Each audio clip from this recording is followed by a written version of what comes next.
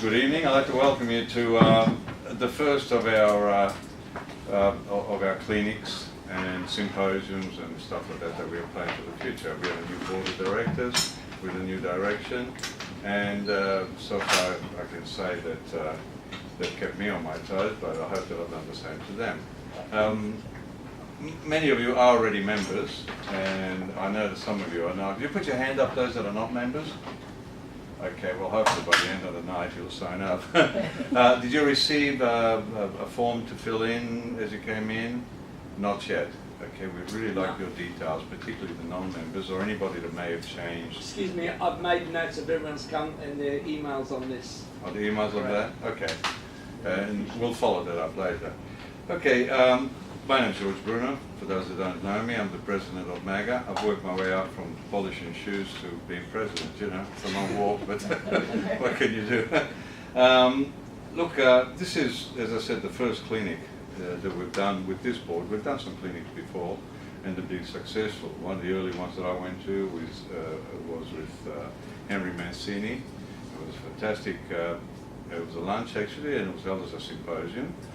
We all had lunch together, and then everybody asked questions, you know, and he was very jovial and very happy to see that everybody's stable and share a few jokes and all that. And there's been quite a long time in between these things, but now I'm happy to see that they're happening again, and everybody's, you know, willing to get off their backside and actually do something. Now, before I introduce our guest to you, I would like to just briefly fill you in. This is mainly for those that haven't that are not members of MAGA already, and for those that are members of MAGA may have forgotten and not, or maybe not even known where it comes from. You know, it started back in about 1961, if I'm correct, and it was founded by a bunch of arrangers from Melbourne, and some of them moved to Sydney following the work, and it was a result of the 3 channels back then, TV channels, putting on all these new programs. It was a new thing. It's like we missed the boat on cable because the union wouldn't listen to reason then, but they didn't miss the boat on this. Channel 10 came a bit later, but those early days, every station had numerous live programs that involved live music. Not all of it orchestral, not all of it big band or jazz band. Some of it just a piano player, and some of them went on for years and years with just a piano player until recently.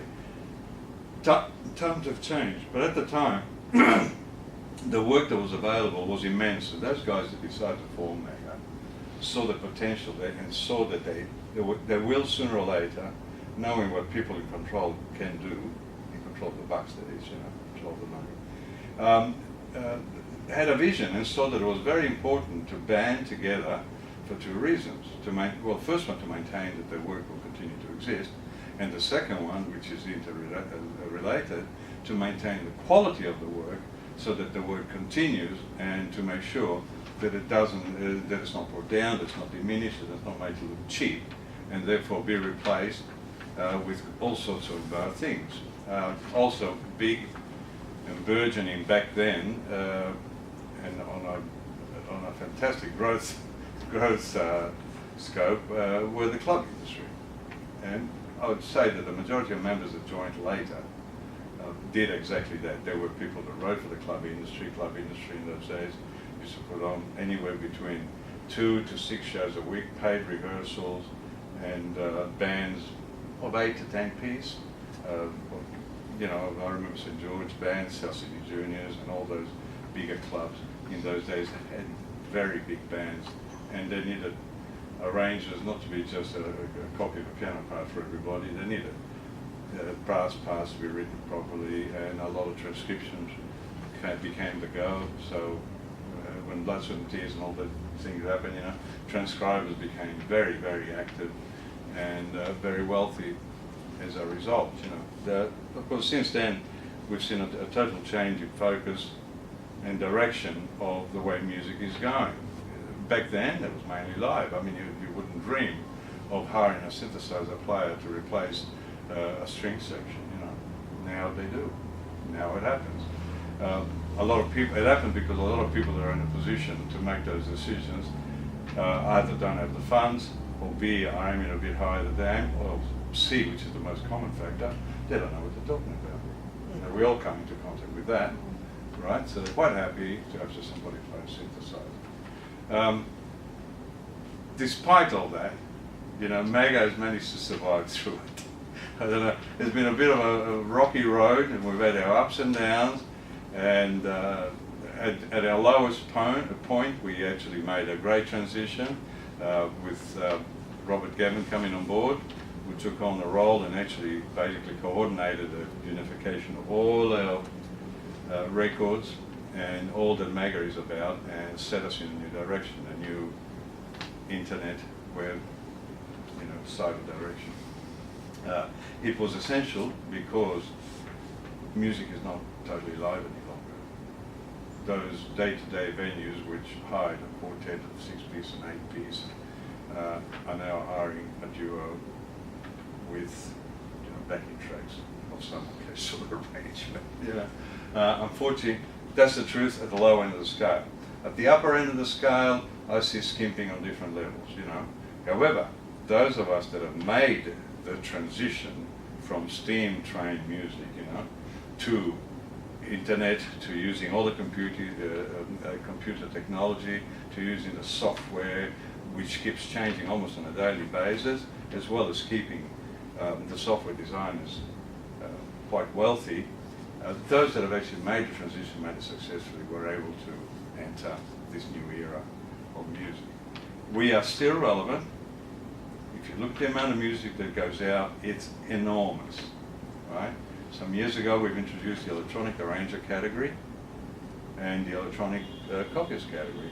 So two categories that we didn't have before, and the reason for that was to acknowledge that a lot of the recordings that go out, a lot of the end product that exits into the public place and that is used as exhibition, came directly from somebody's head into somebody's computer or onto a tape recorder or onto a digital recorder and left to be used, right?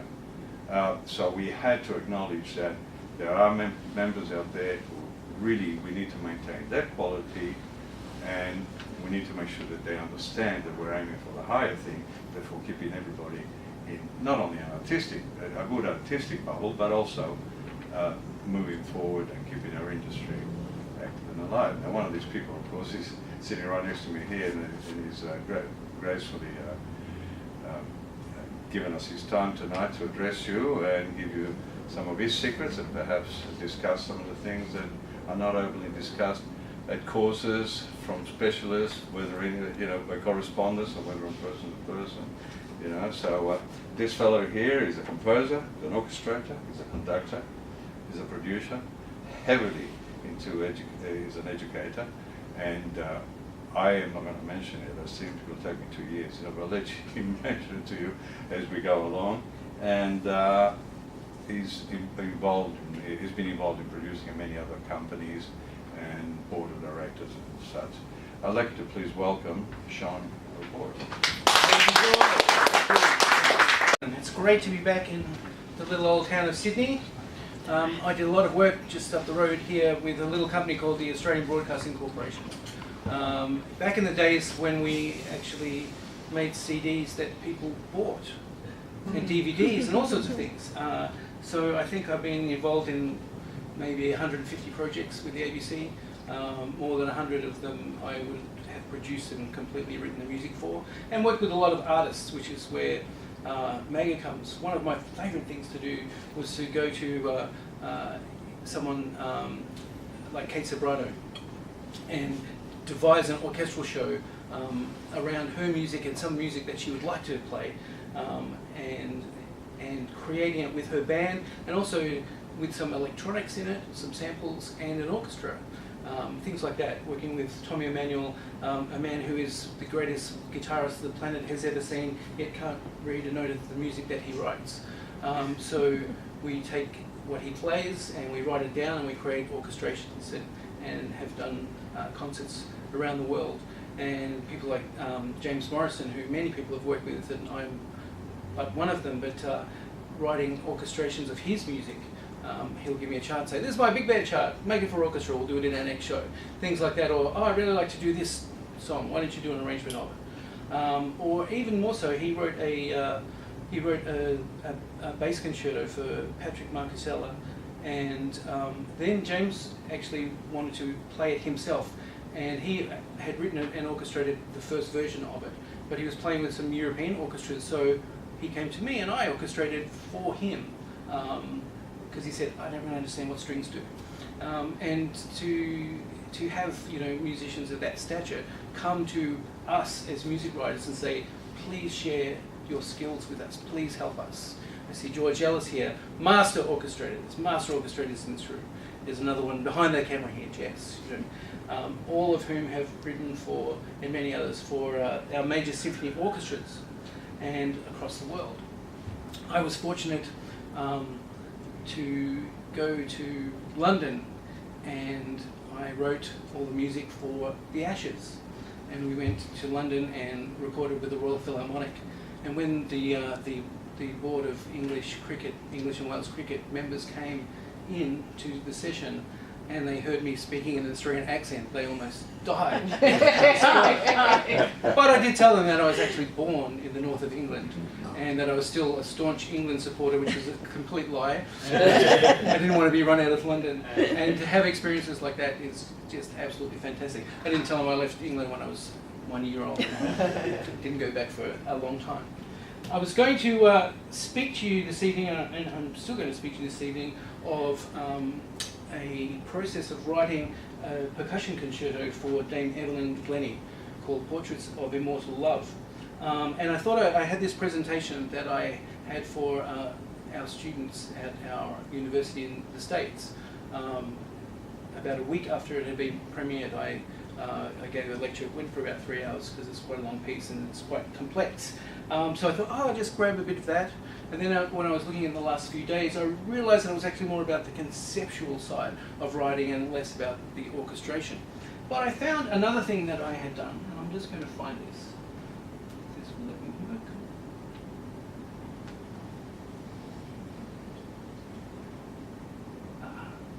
Composing a fanfare, utilising a method of modular arithmetic. Sounds totally silly for a composer to do something like that.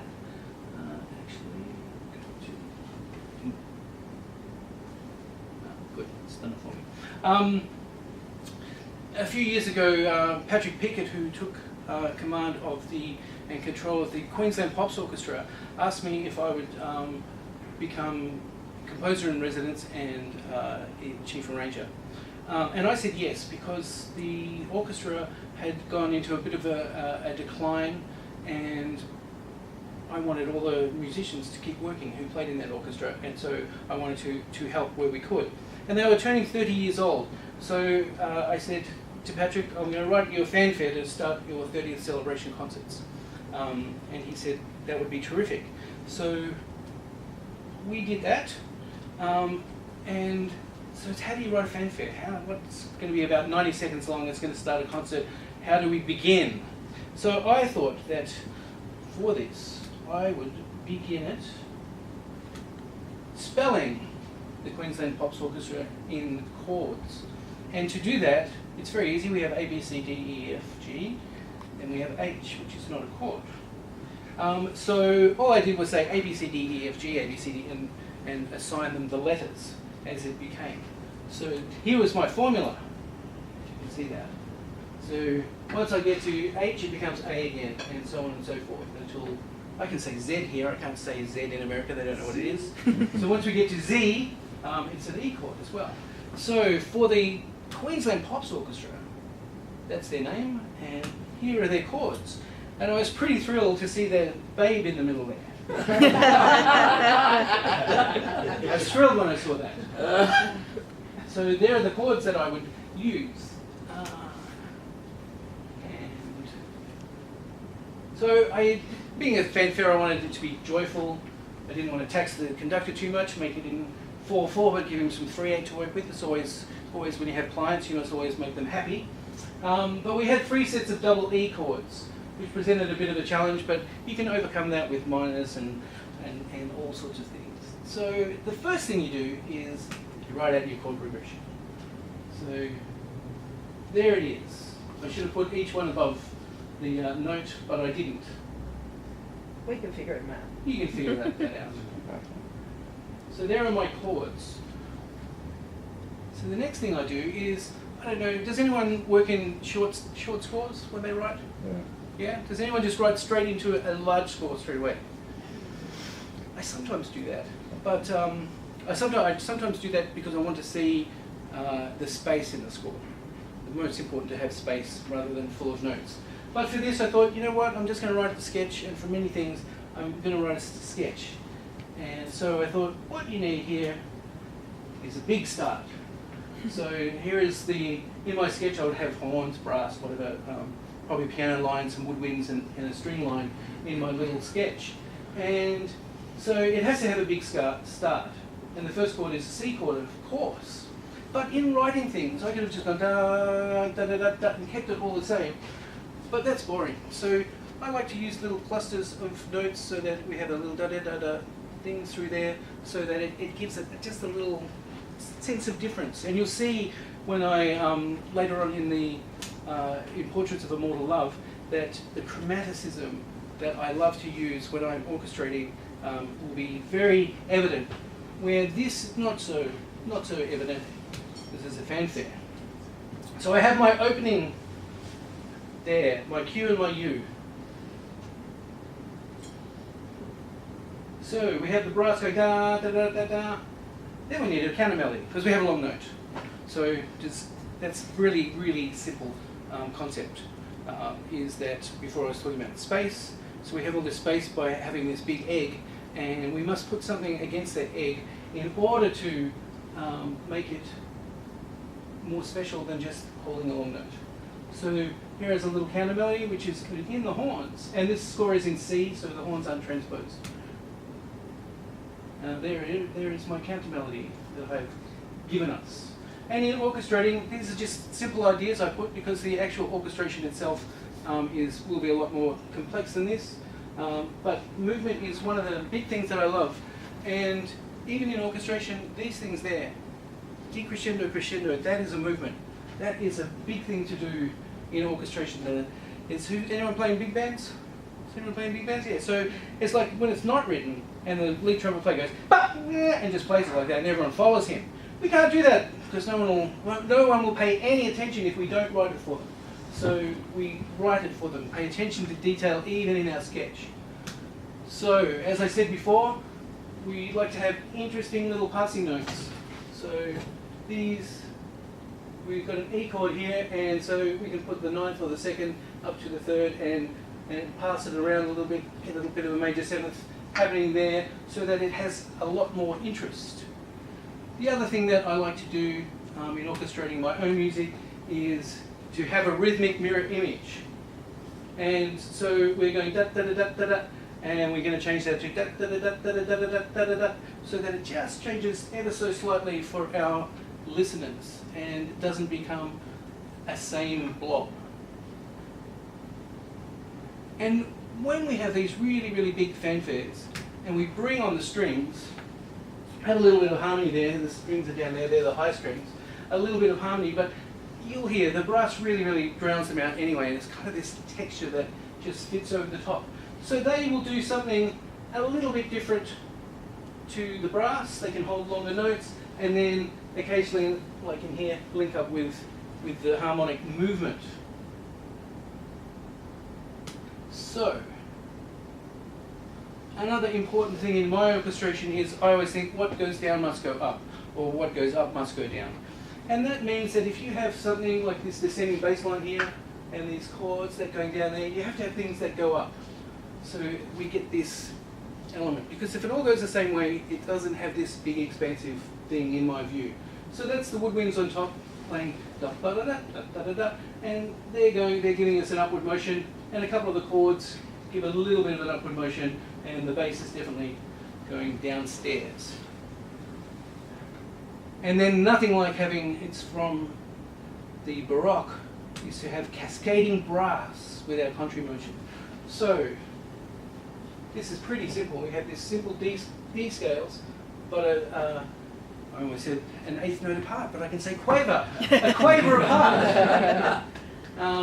so that we have this method of going up with all the trumpets playing this canonic effect, and the other brass, which would be trombones, tuba, while these guys are going up, these guys are going down.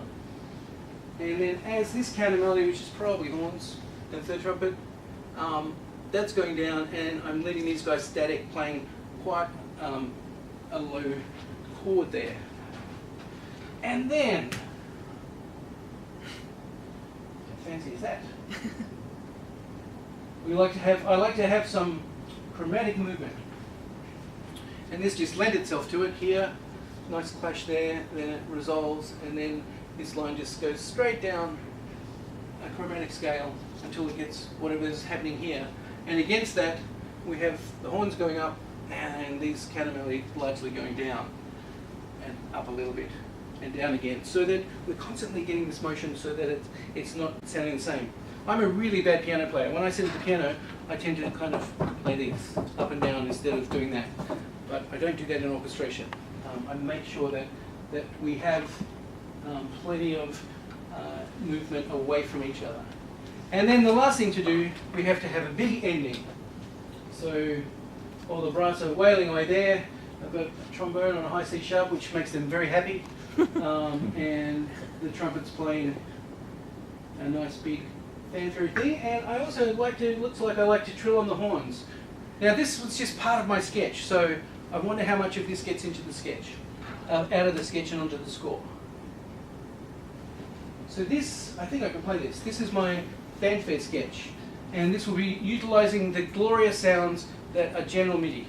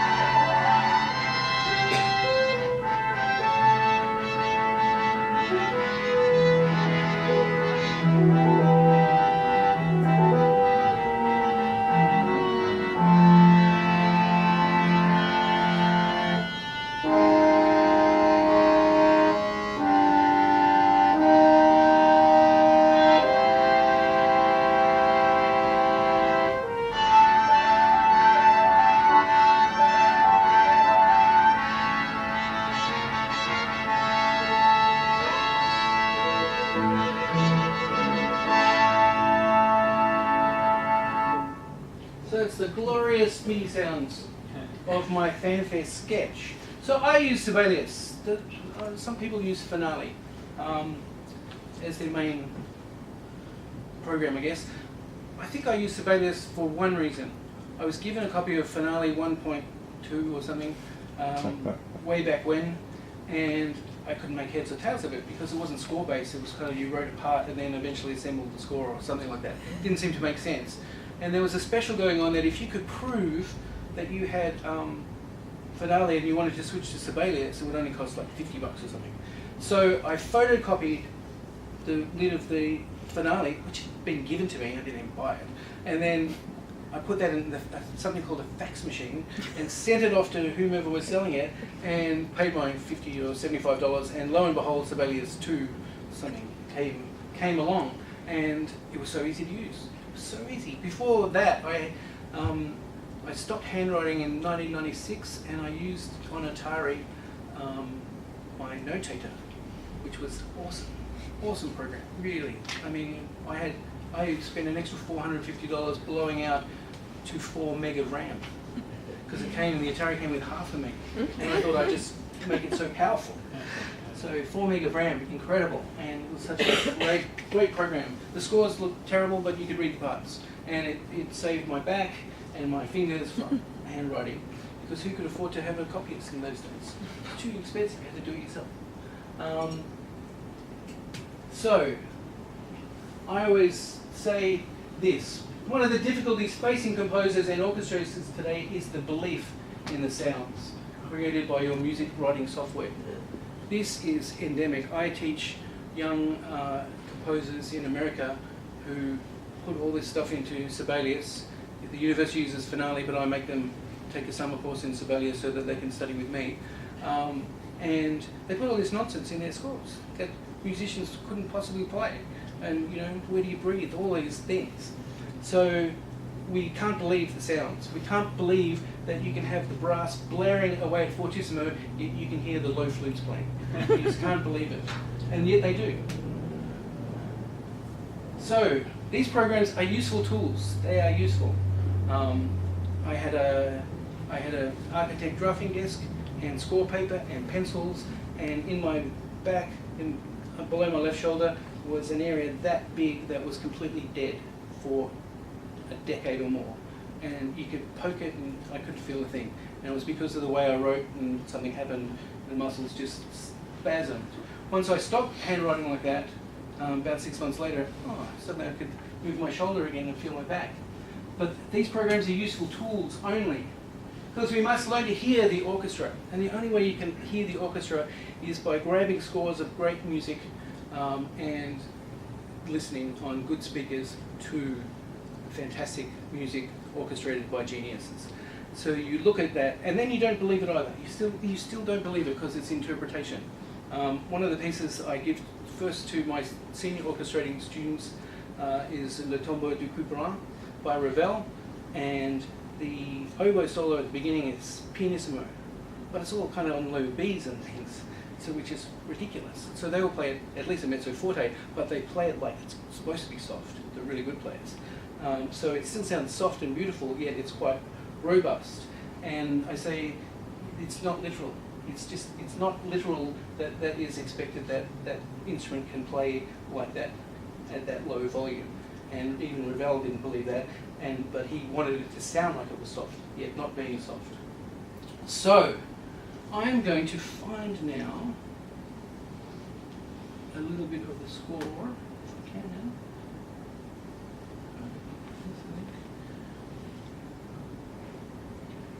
So I think I grabbed a little bit of the score here along the score. So, I don't know how much of this we can see. Okay, snap that out of the way. So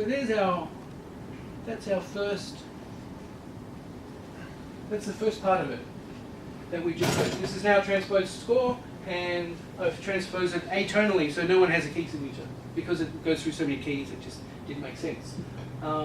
So, in the original sketch, you would have seen these guys just all together, and now we split out the parts.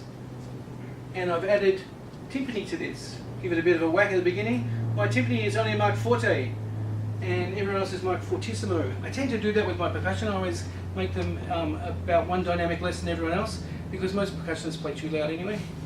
So you don't encourage them to play too loud. And another really important thing to do is, for something like this, when we have this movement, da da da da da da da da da, and then is to mirror here, quite softly really, mezzo piano in percussion, and that would be a snare drum. Just to give it a little bit of, a tiny little bit of punch. And the rest of the orchestra don't get to do much. Certainly not the woodwinds. It's for the first few bars. I bring the strings in. Always nice to have a nice little sweeping run to get them in. There's a concept that I call getting over the bar. And what that means is that most young composers and young orchestrators, they'll have a 4-bar phrase and then it'll stop. Then they'll have another 4-bar phrase and it will stop. So what we need to do is have little things that get us, how I say, over the bar line. And it helps that people have to breathe, of course, brass players and wind players. So if you can get a non-breathing instrument to get us over the bar line, that is terrific. Now, up here, I would imagine these brass guys here wouldn't breathe particularly till there, although you never know. They might try and snatch one here, but they wouldn't breathe to there. I don't ever really write breath marks in anything. And I don't really write too much in the way of bowing for strings, because my colleagues in the string world laugh and change it anyway, just out of spite. Or you'll take something to one orchestra and go to another one, and the concertmaster of some orchestras bowed it, and you go to the next orchestra and they all start laughing, get their pencils out and change it. So I don't tend to do too much in the way of bowing. So this little here is getting us over that bar line there, and also the percussion here. The little drums are getting us over so that it's more seamless. So later, some winds in there. What are they? Who are they supporting? They're supporting the violas and violoncellos. So, doublings. This is very basic doubling. Clarinets love violas, bassoons love cellos. Clarinets love cellos, bassoons love violas, because they're in this. They have beautiful sounds in the same range. So that when we're talking to the doubling, you'll see this little clarinet line here and the bassoons. That won't actually really be able to be heard particularly. If I play it on Sibelius here, so play from back here, you'll hear it.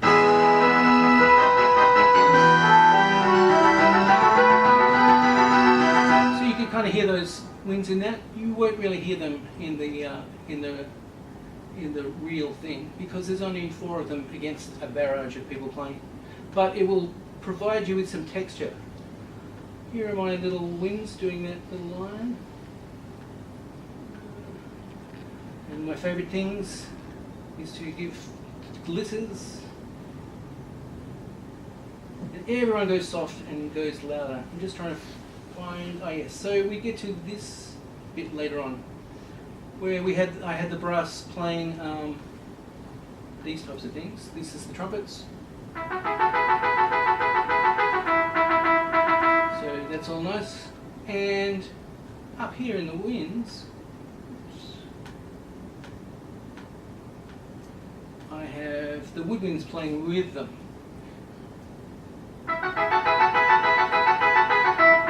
Which sounds fantastic in the general MIDI sounds, but what it does is that one of the things I always say is octaves are our friends.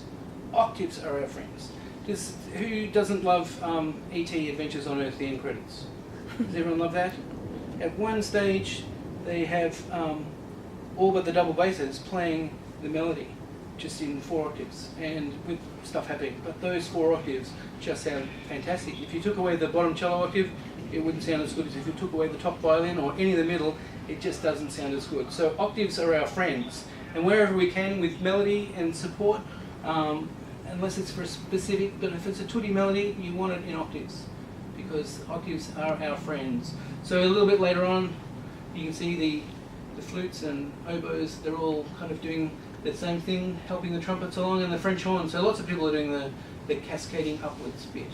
And then let me check, yes, I made the French horns trill. Nice French horns. French horns like to trill. So that is the really fantastic general MIDI sounds, which we all love. But we do actually have the orchestra playing it somewhere.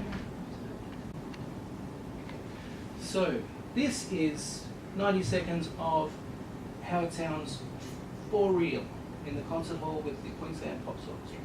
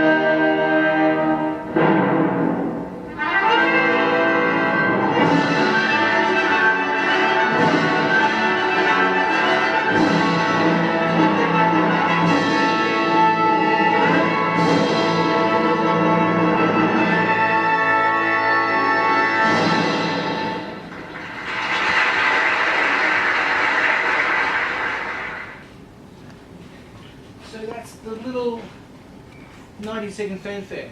So as a professional composer orchestrator, that took me probably 5 hours from start to finish to produce and have it emailed to them. In our profession, especially with the technology these days, many years ago I was privileged to work with Warren Barker for a number of years, mostly by fax, and the occasional really expensive telephone call. We didn't have any internet. And he said to me in those days, if you can't write 3 minutes of music fully orchestrated for whether it be concert, TV, film, he said you won't work. You just won't. And that's when we wrote everything by hand.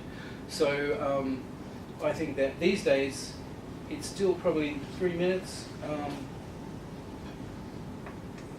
As a personal thing, 3 to 5 minutes, because you actually need time to think. And if you're just racing it, or someone's giving you all this information, your MIDI files and stuff, and you can kind of muddle it and put it together and make an orchestration of it for them, if you think about it a little bit longer, you'll probably do a much better personal job for yourself. They may never notice it, but you'll notice it yourself that this is a fine thing that we have done. So I thought I'd show you that because that's just a little snippet of my process. And now I would just welcome, and at any time, please ask questions. If you have any questions, and then we'll have some questions for a while. George has got his eye on the time. We'll have a tiny little bathroom break, and then we'll come back and talk about writing for the world's greatest percussionists. No one's got any questions? Let's talk about the world's greatest percussionists for a moment. You want me to talk about? Yeah, can you tell us a little bit more? Sure. There is no such thing as a small gig. I wrote for a friend of ours, a musical colleague in Milwaukee, a man by the name of Jamin Hoffman. And Jamin he was the conductor of the Milwaukee Ballet for many years, and he has a chamber orchestra called the Concord Chamber Orchestra. And the Concord Chamber Orchestra plays quite a lot of my music, and have commissioned a number of things, and they're a fantastic group in an amazing city. They were playing a concert, and I saw on the orchestra list that Jamin had put out a call for a percussion piece for his entire percussion section, so for 4 players. And no one was coming back with anything, or they were talking about pieces that the orchestration was far too big for the group to handle. So I just emailed him and said, I'll write you one. So I did. So I wrote this percussion piece that was for 4 percussionists, and it was kind of a concerto grosso for 4 percussionists, and it had all sorts of fun things in it. Like at one stage they had to build a pyramid of paint cans while this guy's playing his snare drum, and of course if the audience is wondering what this is doing here, and of course someone eventually stumbles through it and knocks it all over in perfect timing, and all sorts of fun things like that were in the piece, so that the audience was engaged. And I think I used 65 percussion instruments amongst them, so something like that. It was a lot of fun. So simultaneously, a conductor by the name of Sarah Ioannidis had asked me for some of my Celtic arrangements for a concert that she was doing.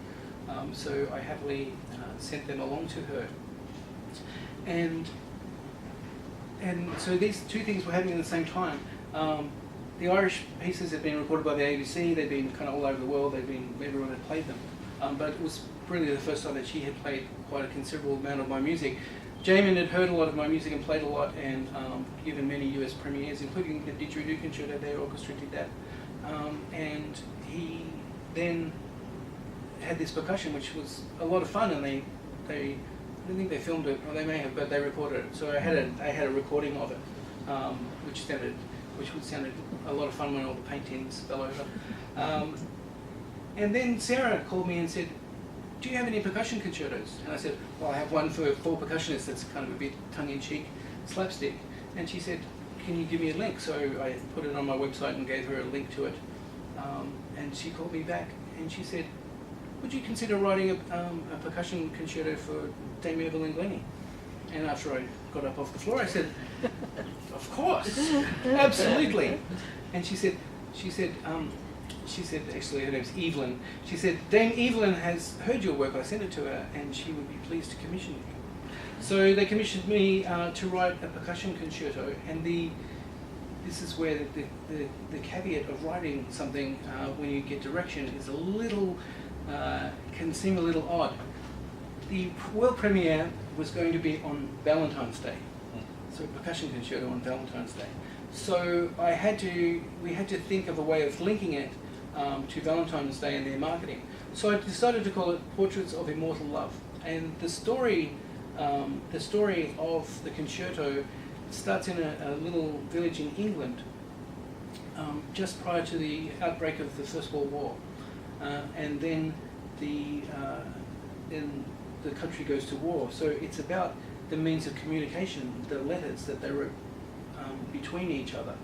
And at every step of the way, I would speak to Evelyn on the phone, or we'd email, and I would send her little snippets. And she said to me, I don't want too many instruments. She said, people write me percussion concertos and I have to play 50 instruments, and the setup's problematic. So I said, well, how about we have tubular bells, crotales, some triangles, some cymbals, wind chimes, vibraphone, marimba, I'm getting to be a lot, bass drum, snare drum. And she said, so long as we keep it to that. I said, we'll keep it to that. Not a very big setup. Took about half the stage after all that. She, of course, has the giant 5-octave marimba. So every step of and she wanted to like really kind of explore how the bass drum sounded and what the snare drum could do.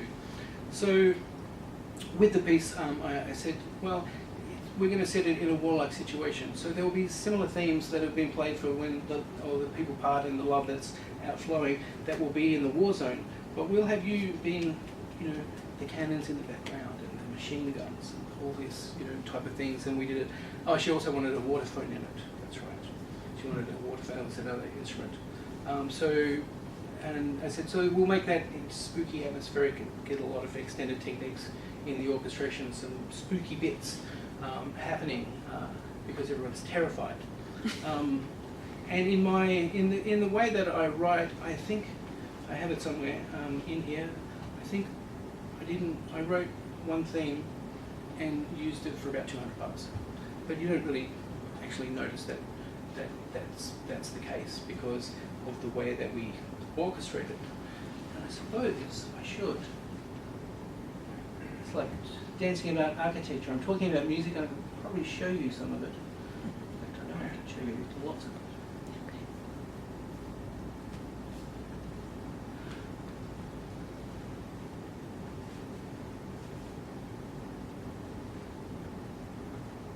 The other thing that Evelyn said to me, she said, can I stop playing tubular bells now?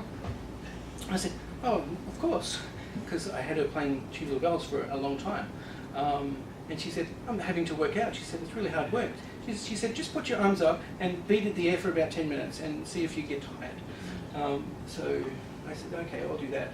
And I'd always say to her, is this too difficult? No, she can play anything, so I didn't think that would be. But I said, is this too difficult? Is this uncharacteristic? You ask the soloist all these things. And she said, no, it's fine. Then after I had finished writing it, she said, no one's ever written tubular bells like this in any piece ever. And she said, I really had to practice to learn how to play this. So she was pretty excited by that, and because there's a really big tubular bell thing in it. But the piece itself, the piece itself starts with this little snippet of melody that I'm just going to play you on the beautiful MIDI tubular bells.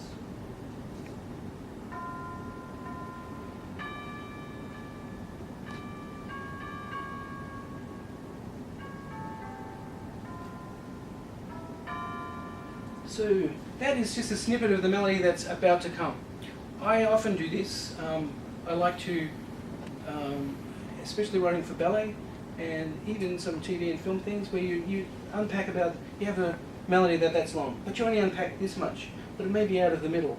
And you kind of just unpack it a little at a time until all of a sudden you've got this melody happening. And you might have, for this 15-second melody, you might have gained yourself 90 seconds of music, which is a good thing to do.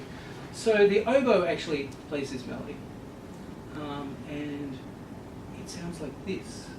in the beautiful MIDI oboe with so much soul.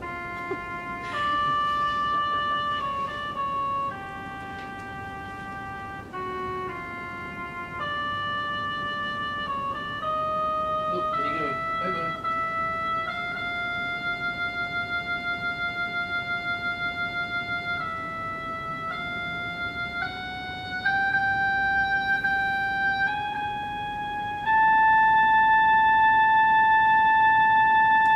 So the whole piece pretty much is based on that, and more importantly, it's based on this interval. You hear this interval a lot. And I've got a bit of it in Pro Tools here that I cut up. Oh, my glasses I can see. There you go. So the opening bells, it starts on a unison D, and the bells open it. And you can also hear a tam-tam to give it a little bit of colour.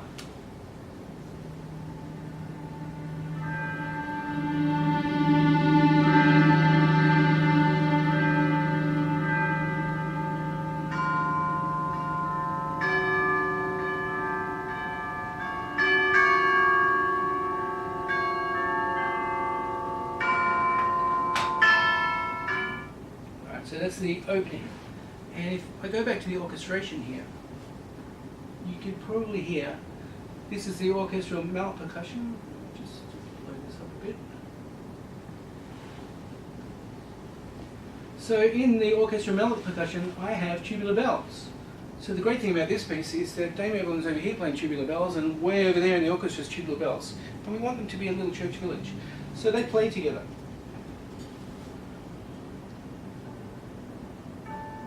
So you hear this in the distance, church bells. And then the soloist comes in.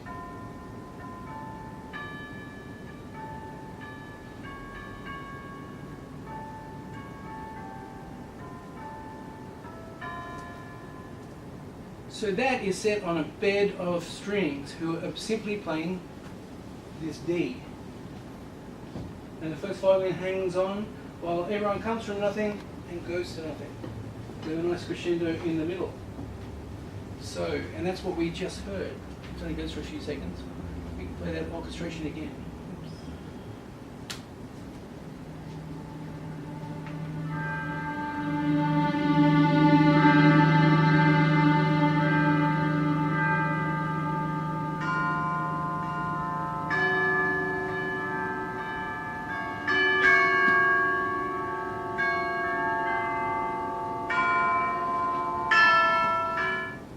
That was that first bit again. Play it again. And now we have to set a bed of chords. And this is really, really important. You will see in this that there is a lot of chromatic movement. Here, here, here, here, here, here, here. There's chromaticism everywhere.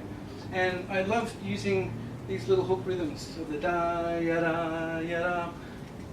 Because if you listen to, when we listen to it in our MIDI, you'll hear them all together, and it all sounds rather horrible on the MIDI. But in my mind's eye, I know what the orchestra is going to sound like and the weight of the part.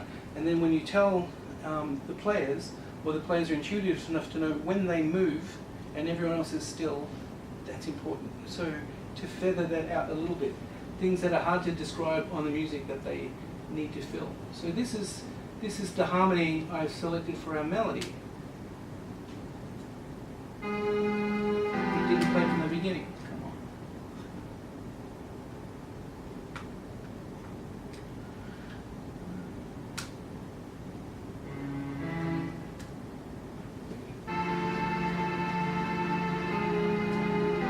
Octaves in harmony.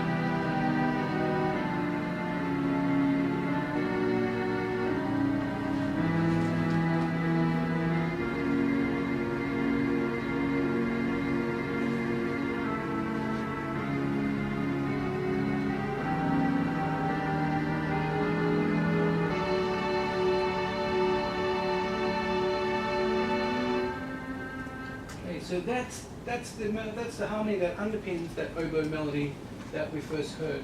And as you'll see, this will back here with my orchestration, of the strings. This is a good example of, we are being oozy. You'll hear when the orchestra plays. Oozy, I mean, it's kind of just falls into itself. So these things here, and then this triplet comes in, and there's little things against that, so that we are, this is, by the way, mirroring what the oboe plays. So that's an octave below. And we have all little things that where the harmony precedes by a 16th note or a semiquaver. And it doesn't really affect often what's going to happen over the bar. It just gives us that tension that we need. So that sounds, when it's played in the concert hall, like this.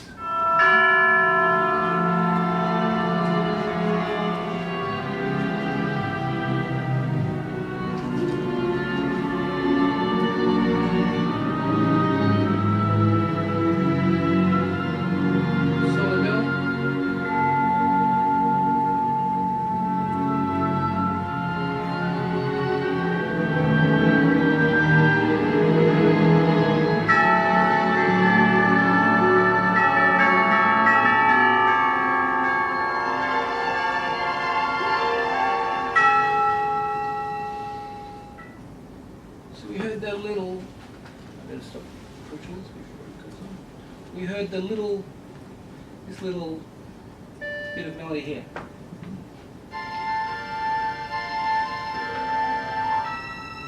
Which comes back a little later on. So orchestration differently, I have the oboe playing the solo.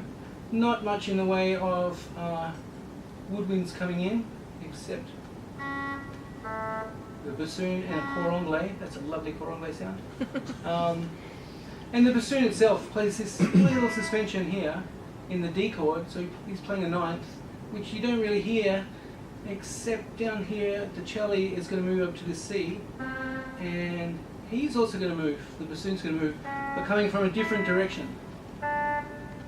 So always thinking opposite directions of to getting people to go. And then when we play the little da-da-da-da-da, we have the violas up in the rosin there, and we then do pretty traditional doublings, so that the flutes play the first and second violins, cor anglais playing down a little, and we have the clarinets playing that harmony note there. And a little tiny glockenspiel on top to give us a little ping, marked pianissimo, sorry, because glockenspiels are really loud things, and they need to be in another room or hit very softly. So what else have I got in this part?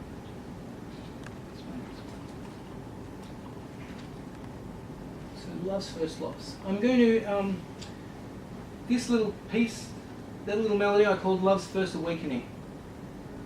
And Love's First Awakening then comes back. It sounds like this. This is much later in the piece at bar 123.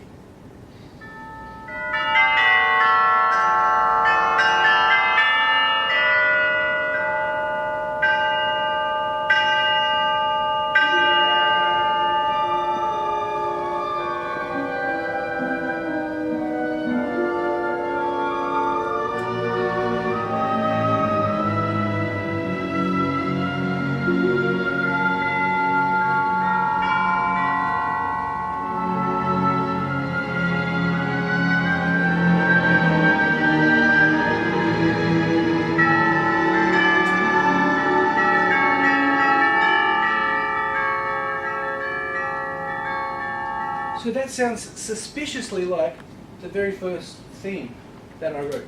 And it is suspiciously correct. However, the oboe played the theme in the first instance, and we now have it on the flute.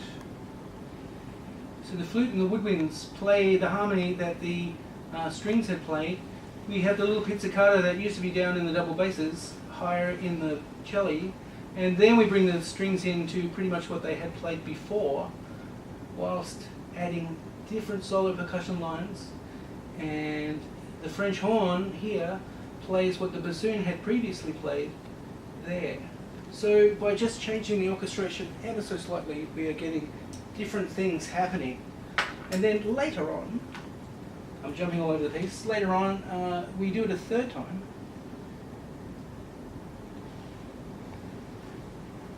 We which is bar 179. So we still have not got off the first theme, although I'll go back and show you some other little things. I'll just find 179 for us. 179. So this time, you can see in there's a snare drum, and I've called this a letter from the front. So we're about to hear the same piece of music, but now with snare drum attacking it. So you can see that this is the same orchestration if you all have perfect memory and remember what happened in the first one. It's exactly the same there. The oboe plays the solos, and the solo percussion plays lots of different things, but it's essentially the same piece of music. And you'll really hear the difference that just putting one different instrument, being the snare drum, across this piece of music sounds. Whoops. Hey, that's it, sorry.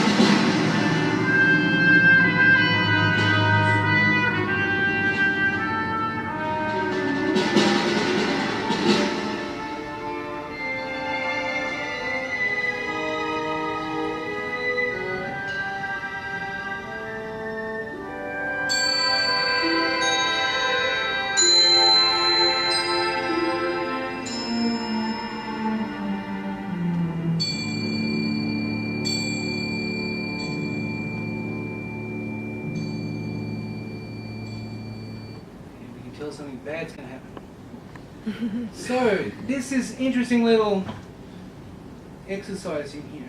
We have, it came out of a piece that I will go back and play, but she's playing her snare drums through here. So as you heard, we had the same orchestration as before, but just the snare drum going ballistic, because he's reading a letter at the front, and this is all machine guns and things in the distance. We change it by having French horn play the melody a little later on, and you'll notice that our dear friend Sibelius has put that in red. Apparently you can change these things and stop them happening, but it tells you that I've gone out of the range, which is nonsense, because I haven't. Oh yeah, so then this is played. We can't even hear it because she completely...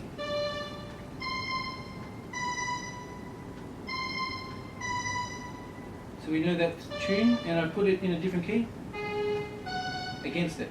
And then, so there's 3 keys happening here. And it's a lot of fun to do.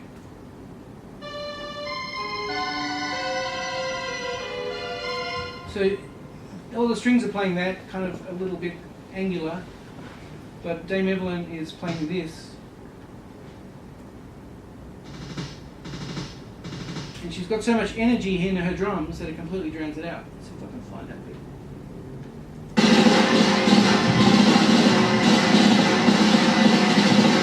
So you hear the strings in the background? Not at all. But the audience can see them all soaring away, so that's amazing. But yes. she's managing to obliterate it, which is wonderful. It's wonderful. So, going back, we had the tune that it's based on called Love's First Awakening. And at bar 33, I turn it around a little. Go to bar 33. So, I still have an oboe playing the solo, but we kind of turned we've turned some of the pitches upside down a little.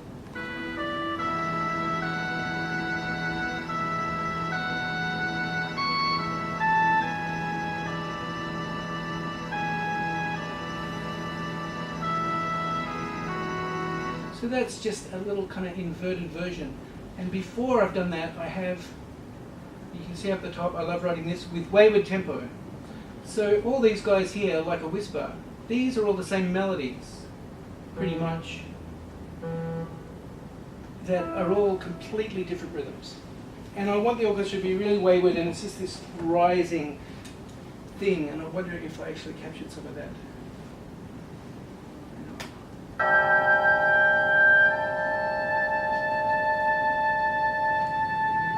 So this is the orchestra rising.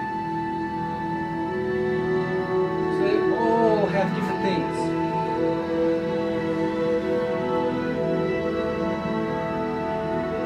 Different rhythms, same notes.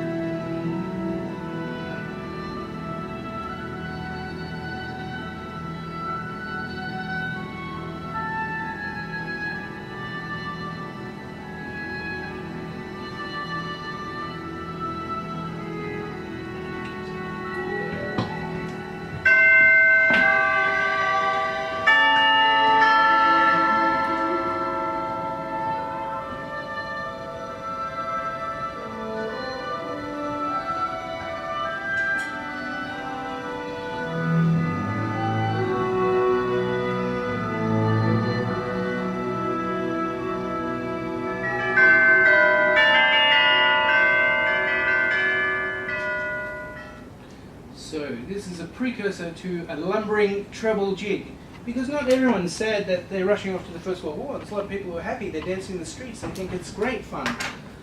Not for long do they think it's great fun, but initially a lot of people did. So we wanted to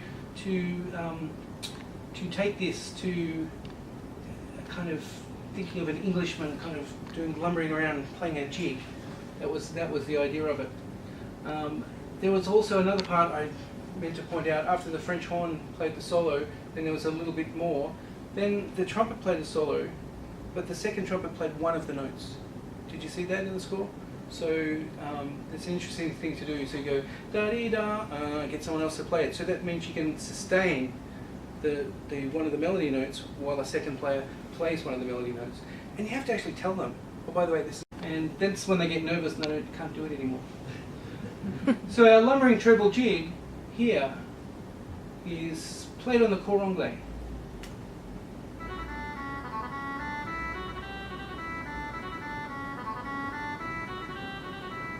And there's a second part that goes to that, which is its counter melody, which here is played by the clarinet.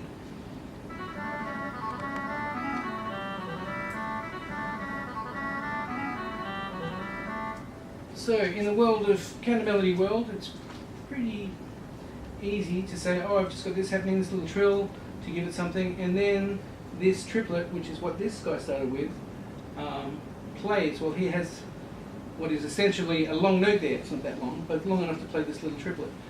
So then the parody of this melody there and there are played off against one another. And because we like it so much, we just repeat it. It's got twice as much music.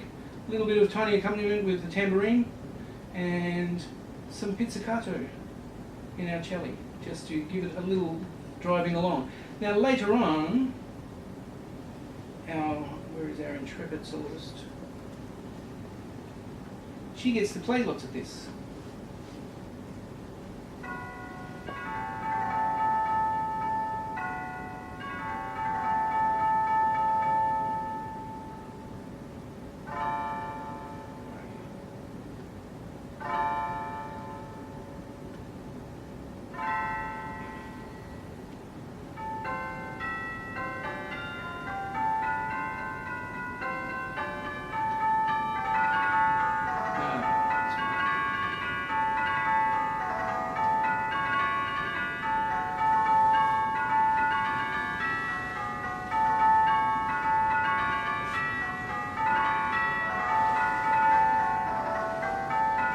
take the same tune and we change key. So that all sounds nice. It's easy to do it on the computer. She used to go. It's quite amazing. Do that? Unfortunately, we didn't film the first performance. They filmed the second performance, and we experimented with an instrument called the allophone that she had brought out in the London Olympics, which are these big aluminium kind of things that are supposed to sound like bells and chimes and everything. It wasn't as good as watching her play the chimes. So we have a bit of this music. Oh, it's approach was so small. The lumbering Angel. G.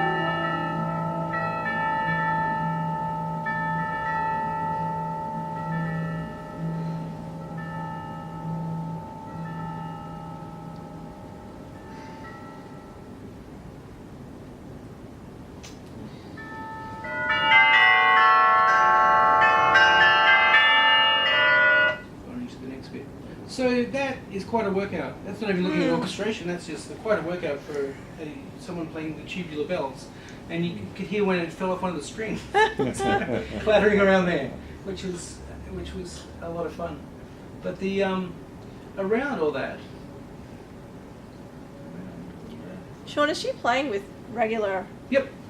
like, Regular mallets. actually, yeah, Yep. Little hard plastic. hard ones, yeah. The little hard plastic ones. Because you wouldn't be able to hit with hammers, it's too it was fast. too fast. So she would use the hard rubber, but I think they were green or orange. They were see-through. But it was quite astonishing to watch. Quite astonishing. But around all that is a lot of other terrific little things.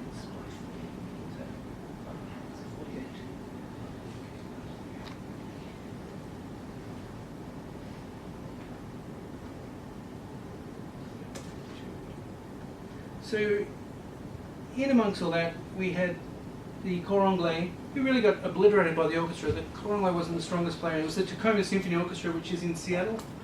And Sarah had just become its chief conductor. And this was the first concert they did. I don't think that cor anglais player works for the orchestra anymore. Because, unfortunately, there was a lot of cor anglais stuff in it. And they weren't particularly great at it. They did improve. But to get that, that solo line, and there's not much against it, a couple of pitsing cello, little tambourine, and a clarinet playing a counter subject. Then the strings take over the melody. There's a little fun thing for the violas to play against the melody. And the solo percussionist gets more and more. But when we get to here, we have the melody like through the piccolo, starts it, carried onto the flute, and then the coromble and the bassoons played down there. Bassoon and flute, good double, a few octaves apart. It always makes it, sound really high and fantastic to do that. And then we all get going a little bit. So the it's not my theory. It's long held value to gain crescendos and decrescendos within music is to do one of two or both things. One is to write crescendo from a soft and to a loud or medium loud and decrescendo. The other is to maybe do the same thing but gently add instruments as you go so that the weight becomes bigger. And that's a much more effective crescendo because it kind of comes from nowhere and then builds into this big powerful thing. And towards the end we took people away. Now the horns had this magnificent big counter melody here. But Evelyn was blasting away so hard, it was hard to hear what they were playing, but it's here.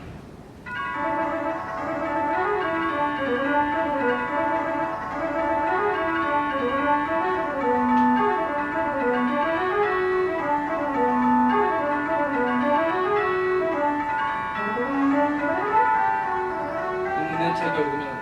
So they had that in there. You can vaguely hear it, but the tubular bells were so present. I've never really heard anyone who could play so soft and so loud as Dame Evelyn. She was pretty incredible. And I suppose you all know it, but she is profoundly deaf. She had her hearing until she was about 9, and then it started to go. By the time she was 12, she was profoundly deaf. So she had language and all sorts of, the building blocks, but she hadn't played musical instrument yet. So she saw this snare drum, and when she was 12, profoundly deaf, and she said, "Oh, I want to play this thing." So the teacher said, "Sure." Picked up the snare drum and gave it to her, and she said, "Oh, can I have some sticks?" And he said, "No, no sticks." So she took this for a week till her next lesson, and she slept with it. She carried it around. She experimented all the sounds without using sticks on it, and then when she went back to her first lesson, the teacher said, "Show me what you know," and she showed him all these sounds. So the sounds she feels and can create is really quite remarkable. I saw a program on her a long time ago, and they had her outside the wall, feeling the wall, and through the vibration she knew what pitch was being played, and then she could also feel the pitches on her leg. She knew where the pitches were. Yeah, and she by feeling the vibration. She wears socks. She doesn't wear shoes when she performs or Yeah. practices. She wears socks so she can feel the vibrations, and it's quite remarkable. Yes, but the pitch, I thought it was really interesting that she could feel the pitches, where the vibration was in her body, and she knew where the pitch was. But she plays pitched instruments, not just percussion. Oh yes, I know. Lots. This is quite a long piece, and we will not get to every bit of it.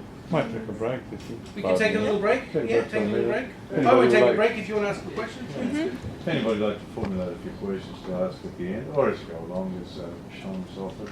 If you have any, I'm sure that Sean is happy to answer any query you may have or any questions or just mention. Anything, if I can Okay. answer it, or if I can't, I'll.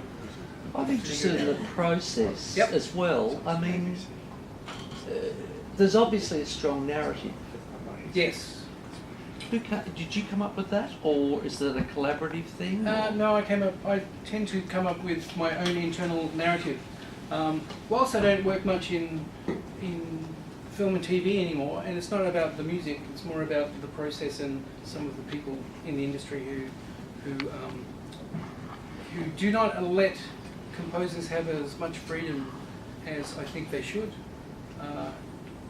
So what I do is instead of having a picture to write for that a director and a director of photography and an editor has put together, I create my own. And I'm very visual. So I imagine being in this little village with the bells going off, and we've all been in those places. And what are the sounds going to be like? What sort of things do we need to hear? I imagine that love theme in it going on in different orchestrations with, as I've said, put something else with it. So it doesn't distract our ears, it's familiar. We need to keep repeating things over and over. Or audience get confused, or not even audience, human beings get confused if it's this great theme being played and they never hear it again. Like, I despair when I hear works come, I think, this is a glorious moment. Why don't I hear it again and again and again in different ways? And if it doesn't happen, it bothers me. So hence I like to I guess be a little bit minimalist, but with a lot of notes and things around it. So my process is, as I was saying at the break, that I will, for a piece like this, I will think for a while. I mean, it's all very well for me to stand up and say, you can't write 3 minutes a day, blah, blah, blah, blah. And it's true, if you can't do an orchestration of something, a pop song or whatever, you can't do that in a day, then you're in the wrong business. And Jess here will do like probably 4 or 5 in a day sometimes because deadlines just get... Yes, by next week we need 17 arrangements go. 18. 18. In 2 weeks. Yeah. 2 weeks. So that's a lot of work involved in that. Luckily we have some programs and some people to help at times, but mostly it's ourselves. It's a solitary business, which is why I like to share what I've been able to do in my life. And with a group like this is terrific.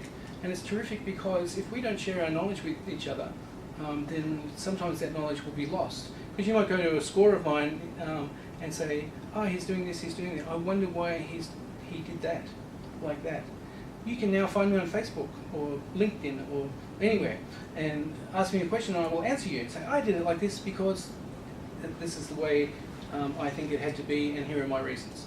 And I answer lots and lots of questions.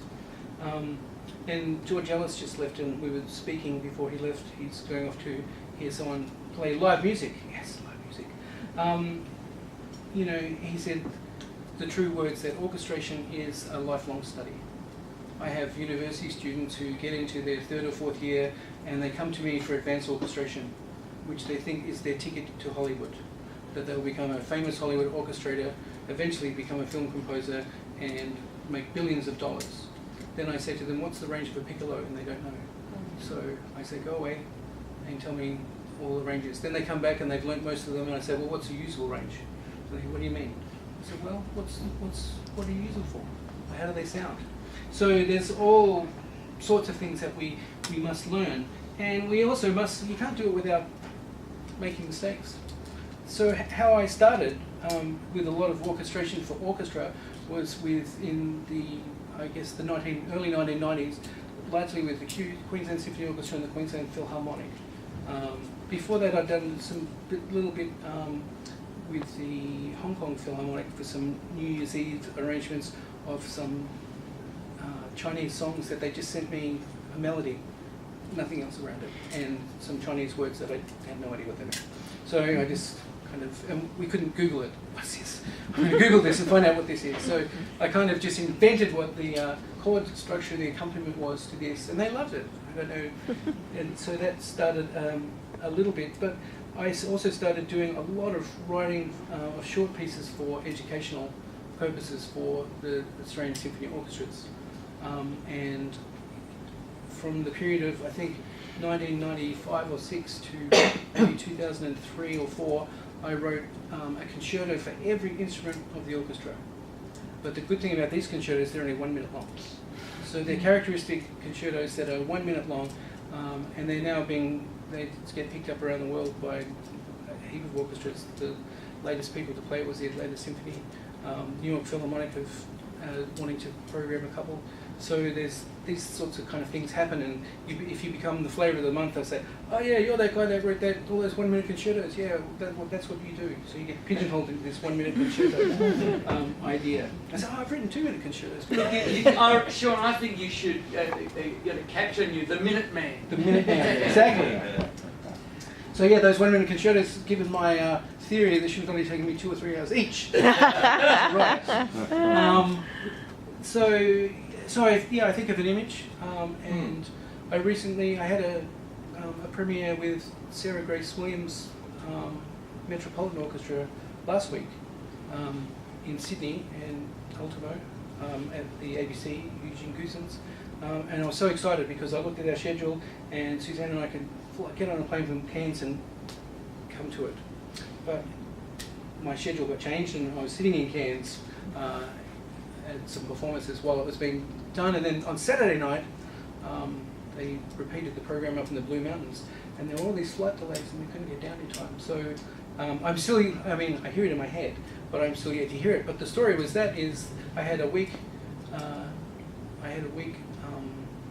in mid-semester, and we went to the beach in Long Beach Island on the Jersey Shore, and it's not like Australian beaches. It's kind of this flat thing. The beach is about that wide, but we sit in this. It's not like Australian beaches, but we sit in this beautiful room overlooking the ocean. And so I sat in that room overlooking the ocean and said, right, I got a week to write a 20-minute concert opener. Let's think about what we should do.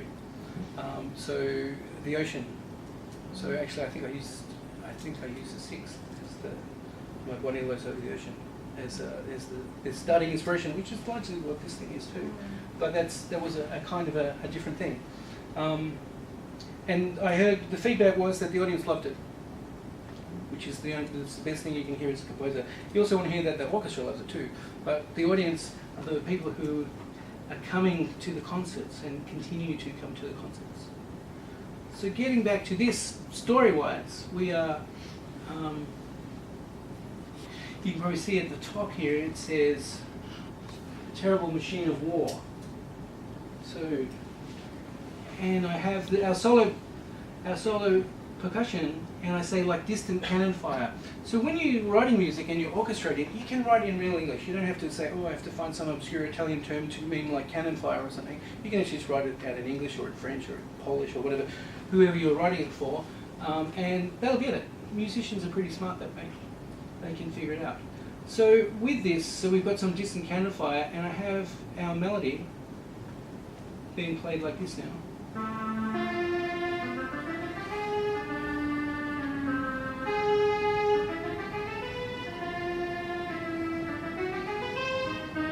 So that's our little melody, and then so I made a little fuguetta, a little fugue, but I didn't. Normally in a fugue you would at a certain point, 6 beats or something, you would then take it up a fourth, the fugue element, or down a fifth. With this I didn't at all, because that would be too pedestrian. That would be like the rules. So we broke the rules, and the little fugues. So the second melody, which is the same as the first, is in this key.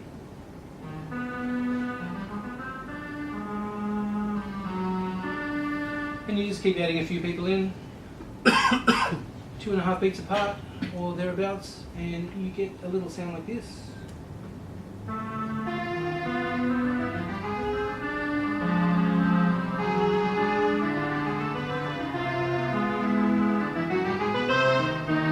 And you let them all play in unison together. So that's just a fun little trick to do, and it's just simply supporting what's going on. So in the rest of the orchestration, these guys are, so the low woodwinds are playing these sorts of things.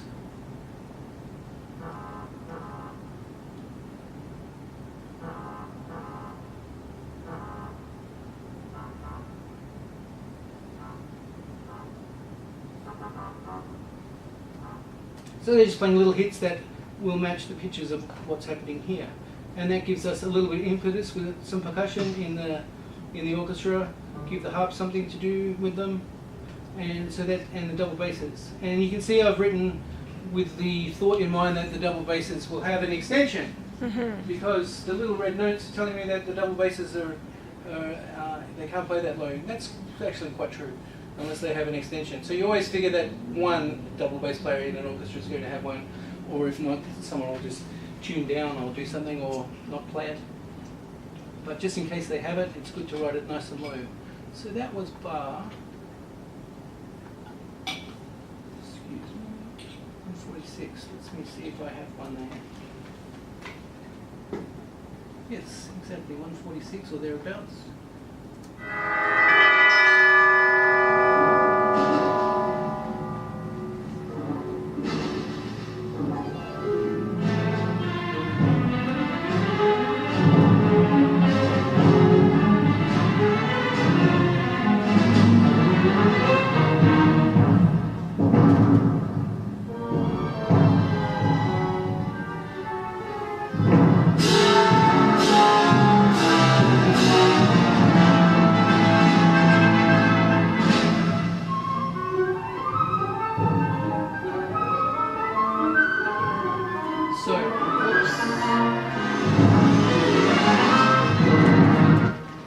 put that there for a sec.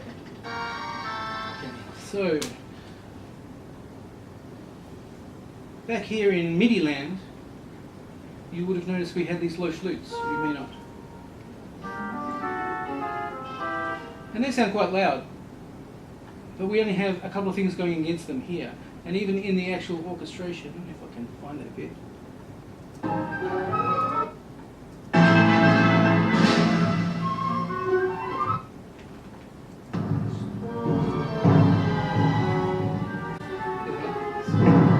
So you can still hear them, because you make it so thin, and low flutes sound fantastic when they're like that.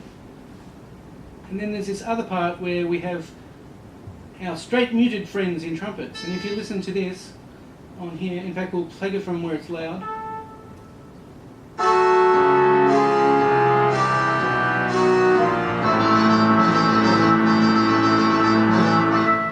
And you write something like that and you think in your brain, that just sounds like cartoon music. That sounds just, that doesn't, sound any good at all. But then you don't ever believe the instrument there. You have to think like it's the orchestra. So here's the loud bit coming.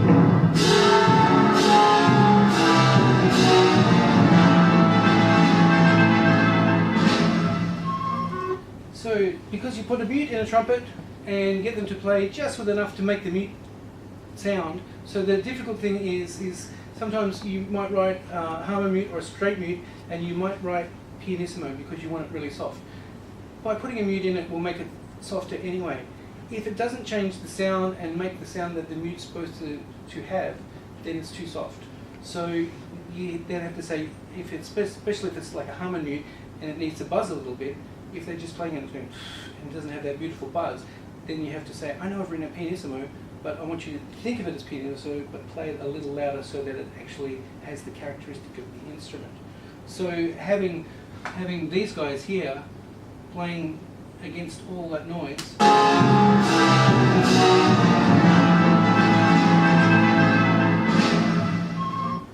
having them do that and then playing them here,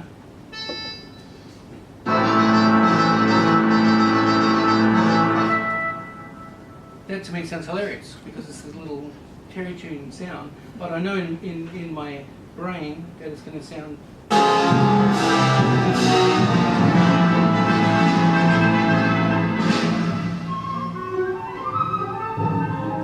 So this stop. I always pushed the wrong button. So now I've got the same thing, the same melody in a different key, played on flute and the clarinet, and a few other people bassoon come in, and against it we have this little pizzicato, offbeat pizzicato, which is the bane of existence for string players, especially when you have hundreds of them. They're all going to play off the beat. But it's a really effective sound, and these guys are all playing. They're all playing the same note, but in octaves. Yeah. So that gives us way more sound rather than having harmony in pizzicato for this particular bit. So when we play the flutes, they're going to take off.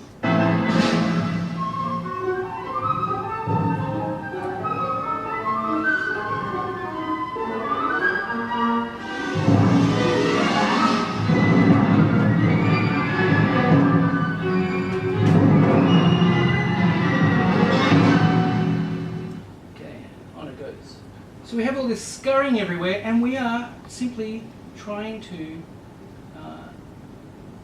have our solo percussion there, who's busy being cannons. We're just supporting her.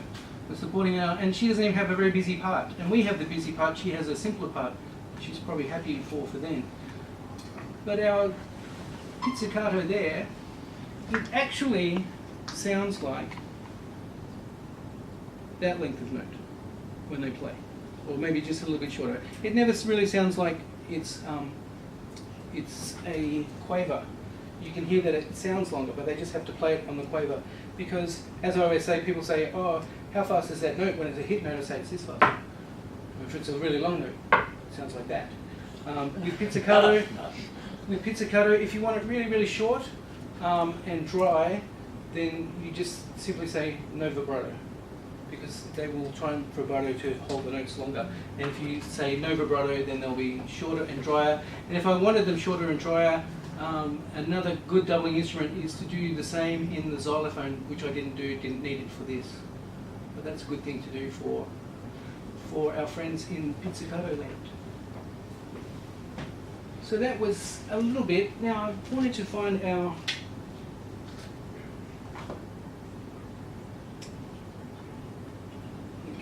play Sound the Alarm, which is bar 451. It's beginning towards the end. 451.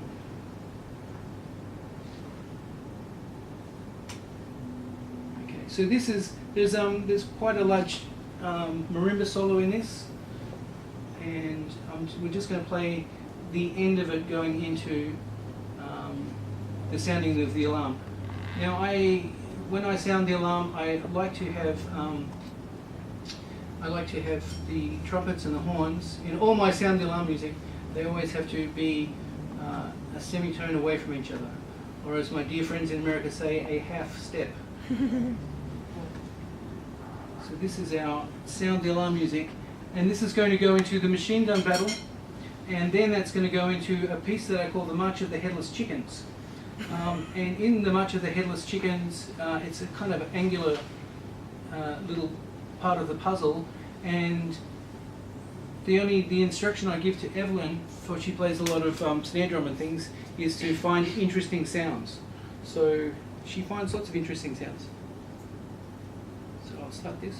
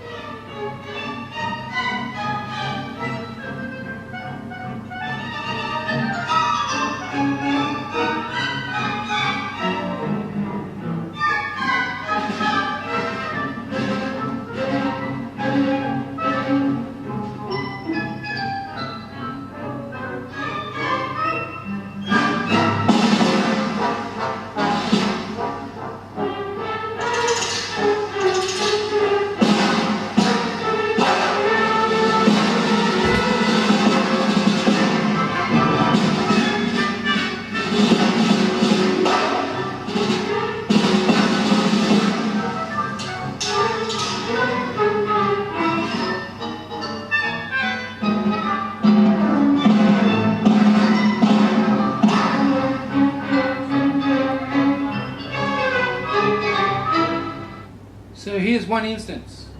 It says here, you can see it says snares off, and you can hear her play it. Then it says bass drum. It was too far away from her. So that's often a thing. We thought we could put the bass drum next to her and she could hit it with her drumsticks, but it ended up being quite a distance away. So she said, do you mind if I just play it on the snare? And I said, of course, just play it on the snare. She said, I could probably dive over and try and get it, but I can't be guaranteed of getting back.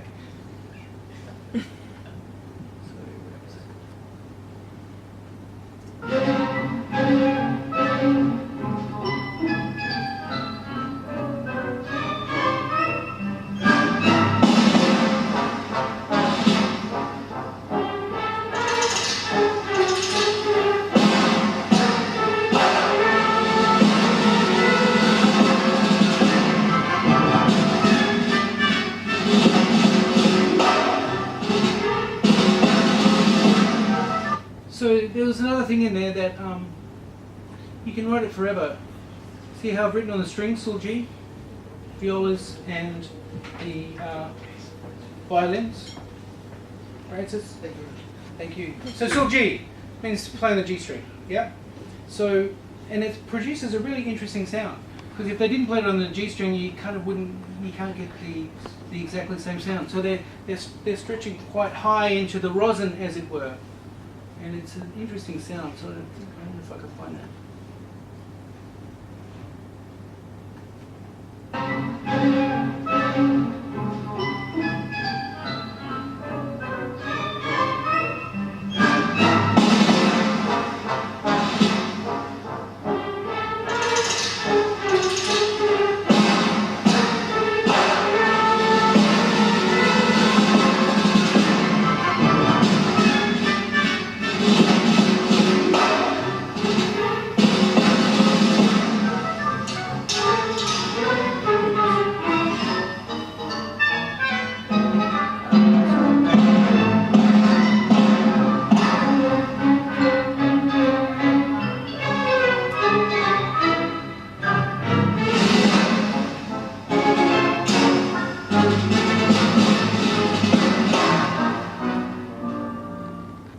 Anyway, I hit the wrong button and it jumped back 200 bars.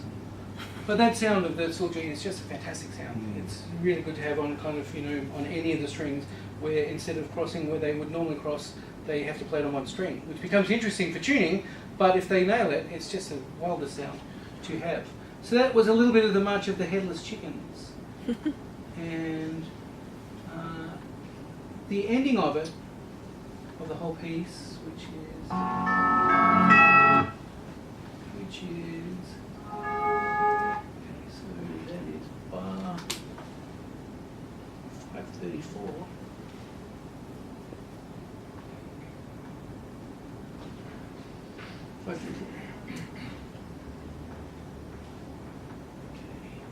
So we're winding down to the end, and you'll notice something reappears called Love's Reawakening. And the audience hasn't heard it for a good 10 minutes or more.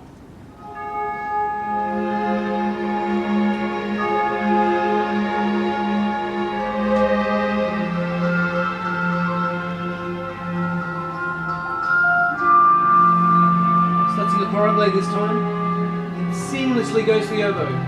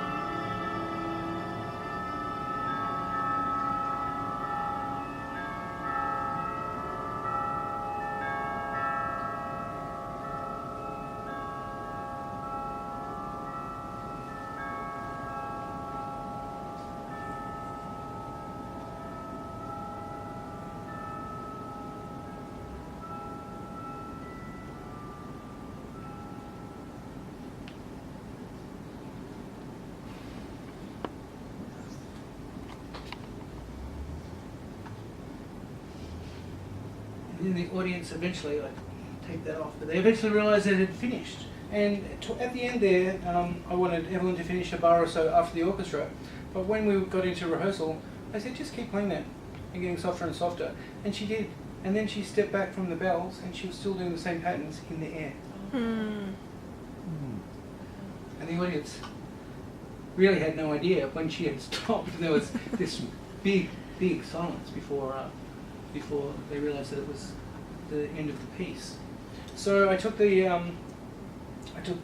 reversed the opening of a little bit of church bells happening, and the love theme to having the love theme, and then lots of church bells happening and dying away to end the work. So we should have some questions. We have a few minutes. Yes, sir. What amazed me was that she was memorizing the whole bit. Now I heard from you that she was couldn't even hear it. That's correct. And that's really, really amazing. I want to watch it. Yeah, so it is amazing because she has to follow the conductor, listen to what the orchestra plays, which sometimes isn't exactly what the conductor's doing in anything really. And because the conductor could be over here dealing with the strings and the harp and the other percussion, and so you're not getting the full beat and emphasis and all those sorts of things that can happen. But You yes, have to memorize a melody is fine. It's fine. I mean, memorizing what she was doing there is really amazing. it is. If you go to my website, which is seanoboyle.net, there's a page about this. So it's under compositions, you'll see portraits of immortal love, and it has a whole stack of information on it. You can actually download the score and have a look at it. There is this version, which was the premiere performance, which was only recorded audio, and then there's the second performance that instead of the tubular bells, it's an instrument called an allophone, but it's you can visually see it. It's a kind of a different sort of performance. It was the Spartanburg Philharmonic in South Carolina. South Carolina? Yes. North Carolina? South Carolina. Yes. So yeah, no, it's worth just seeing Evelyn play. Yeah. And also you can see the spooky things because we didn't get to the waterphone and all the violins making bird sounds behind the bridge and all this kind of normal orchestral stuff for films. But yeah, the orchestra the cellos did not know how to make a seagull sound. The Sculthorpe seagulls. I had to teach them how to do the seagull sound. So yeah, it's interesting. Susanna? We're going to have to wrap it up soon, so if you have any questions, I have time to fire them. I was just going to add that she came to our university and to add to what you said, she really, students were so mesmerized and amazed by the very thing you said, but she very quickly pointed to the fact that she lives in a completely dimension of sound, a different dimension of sound. And she asked one of our students to come up and hold, was it the waterphone? But I don't know what instrument it was. And she asked the audience to raise their hands when they stopped hearing this instrument make sound. And she, as well as she asked the student who was holding the instrument to raise his hand when he stopped hearing the sound. And the entire audience raised their hand that they could stop, that they ceased to hear the sound, whereas the student who was feeling, she literally brought him into the dimension of how she relates to all the dimensions of sound through her whole body. And it was just so striking in that moment that they really went into her world of how she, and she went through a whole gamut of instruments, and it was just. And as we heard at the ending, how she sort of diminuendo, so It was, and I mean, amazing, So how long did that one take? That's a good question. Maybe when I started writing it, maybe 5 weeks. Maybe. I had to send stuff to Evelyn, and I think I was pretty busy too at the time, so I couldn't get to it. I remember I wrote it in our basement, largely, with a Labrador Retriever next to me. Do you have in mind when you start a plan of what themes will go where, or is it organic? Like, do you start with a theme and then something happens and you think, oh well, I'll bring that back, or do you start? Some people start with, like, I'm going to have, when they Sculthorpe talked about, he was going to have an A, B, C, B, A plan of, like, I'm not that organised. Yeah, no, I was just wondering whether you. What I do is I'll either write a chord progression or start a one. I'll sometimes sit at the piano and I'll play a chord progression. That's really nice. I must use that. Then I walk away and I haven't written it down or recorded it, and I forget about what it was. But there are always plenty more. Yeah. And I'll write a melody, and then out of the melody comes what the counter melody should be. Yes. For me, and with chords. So basically, every note that you write tells you something about the piece that will happen. So it kind of just grows. Organic. And I don't know. Is that way I tend to write? Yeah, I don't know if it's how far it'll go. Or I'll say, am I bored yet?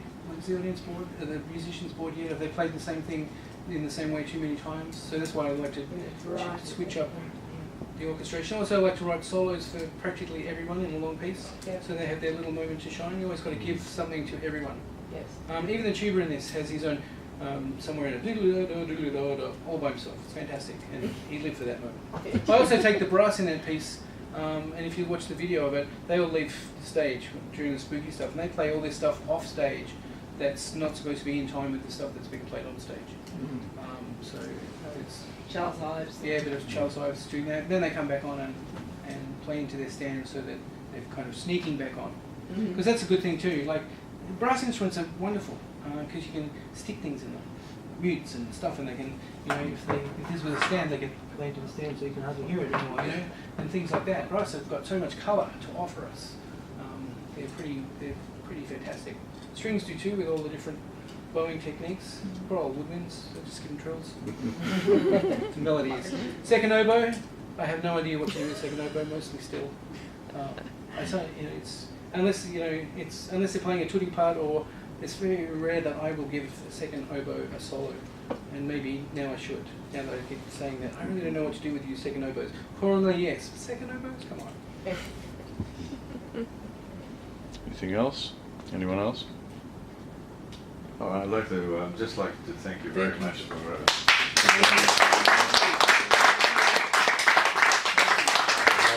hope you will do this again sometime. Yeah, you bet. In not too distant future.